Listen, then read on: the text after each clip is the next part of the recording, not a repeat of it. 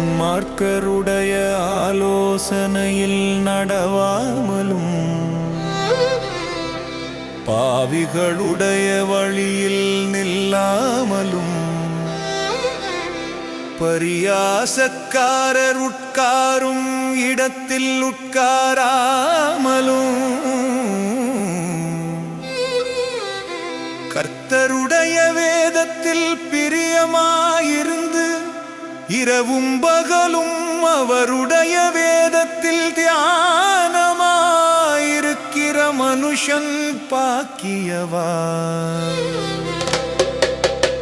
அவன் நீர்க்கால்களின் ஓரமாய் நடப்பட்டு தன் காலத்தில் தன் கனியை தந்து இலையுதிராதிருக்கிற மரத்தைப் போலிருப்பான்.